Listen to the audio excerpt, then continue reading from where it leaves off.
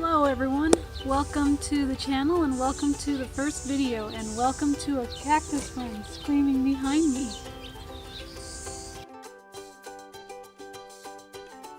Since this is the first video, I figured this would be the best time to give you a proper introduction to what this channel is going to be about and why this content is being created. So last year I got a chance to move out onto my grandparents' property after my grandmother died.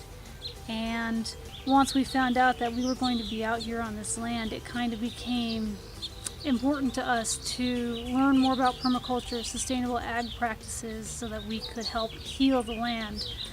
My grandparents have had horses for decades now out here, and there has been some heavy denuding across the entire property, and our aim is to fix that, improve the land, and be able to hopefully produce our own food on the land and everything like that. And I say we because there is one other person on this channel that you will see regularly that lives out here with me and is going through this experience with me, and they are actually who got me involved in permaculture to begin with.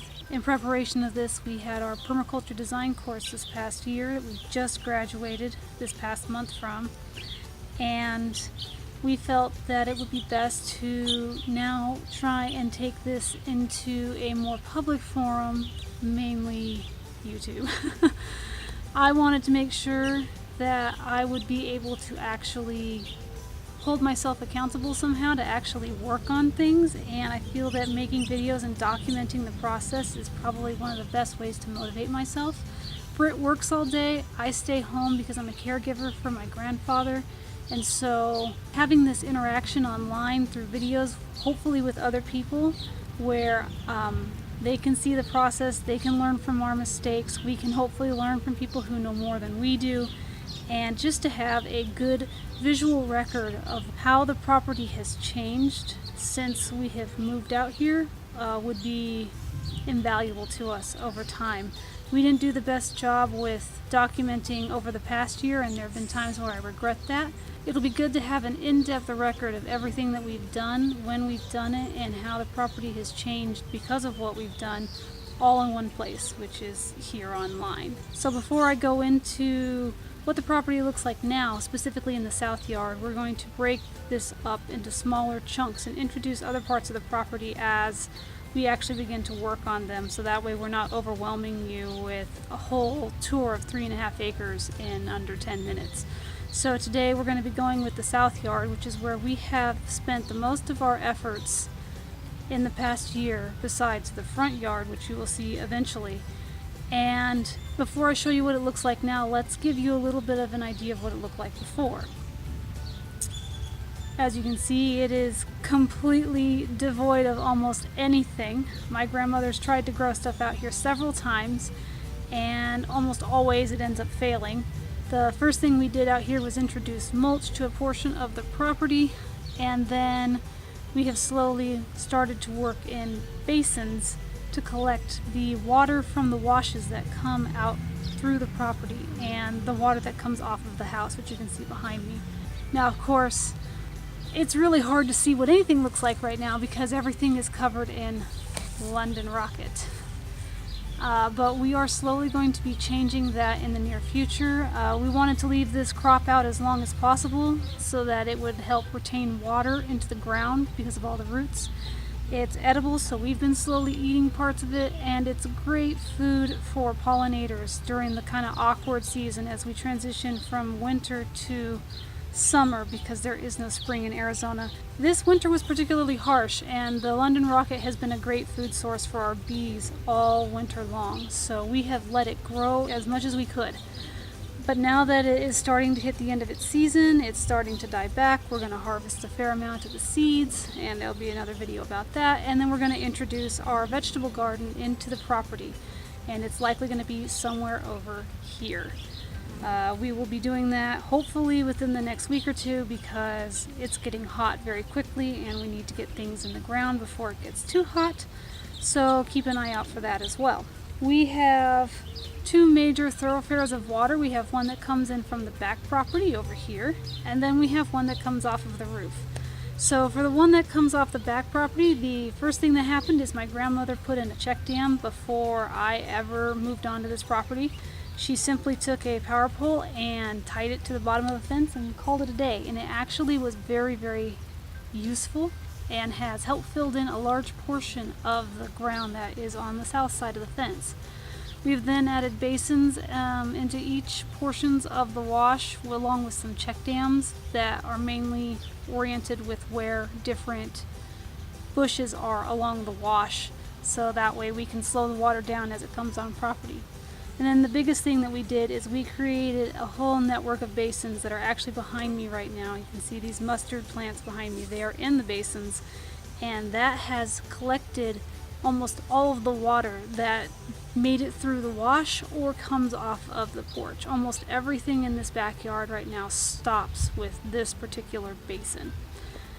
And our goal for this quarter is to actually continue this network of basins into the southeast yard. So eventually we want to remove all this fencing here and have one big wide yard. And part of that is introducing all the basins and berms on the east side of this fence, so that way the water can continue to be collected before it hits the end of the property line. As you can see, these basins were not the most expertly installed. We didn't use a bunyip, we didn't use any type of leveling devices. We came out here with some shovels a couple hours before a storm was supposed to hit, and we just kind of dug what we could. Everything has worked out pretty well so far for them. Here's a good picture of what they look like when they're full. And we need to add in better spillways between the basins, and we need to level some of them out, but for now they are definitely working. As we move forward, we want to enhance them further, but you have to start somewhere, and this is where we started. We began most of our work out here last year with cover crop. You'll notice there's a lot of clover. We've planted a lot of alfalfa, and the cover crop has been hit and miss. The clover has by far been the most successful out of everything that we have tried. The alfalfa is successful in its own way. It just hasn't spread as much as we would like, but the best part about the alfalfa is you can chop and drop it. So we have been slowly cutting it down and letting it continue to grow. Same thing that we will do with all the rocket. We will end up chopping most of this down and then leaving it on the ground as a living mulch. Currently, right now, we don't have a whole lot growing. We tried to plant a fair amount of seeds this past winter, but the winter was harsh. A lot of stuff died out with the frost. And again, we're working with really, really compacted ground, so I'm not too surprised that some stuff just didn't take off as quickly as we would like. The things that we are having the most success with is mustard. The London Rocket's a mustard. You've got cultivated mustard behind me. There's another type of mustard on property that is also growing, and then we have California mustard, Saharan mustard. There is more mustard here than you can shake a stick at. We also have a fair amount of mallow growing.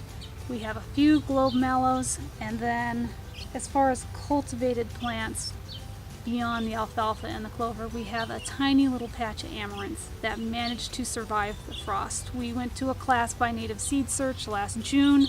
They said it was perfect for monsoon, so we came, we bought some seeds, we put them out, and they didn't sprout until October. Mother Nature works on its own schedule. It does not care when you want things to grow. So these amaranths really started to take off right as the first major frosts hit, and they've been rebounding ever since. And a couple of tomatoes that were sort of volunteer plants. I had leftover tomatoes and I just chucked them outside just to let them introduce organic material into the ground, and a couple of them took root. And one of them is actually very, very happy, very big, and very healthy, and has survived despite all of the frost this winter. So that's what we're starting with. In the next video, we're likely going to show you our vegetable garden, how we're setting it up, where we're putting it, and why we're putting it there, along with what we're going to grow. So if you're interested in seeing our property as it grows and develops, then feel free to hit that subscribe button, and you can click the little bell if you want all of the notifications for when we upload. And we look forward to your comments, suggestions, feedback, anything like that. So we will see you next time.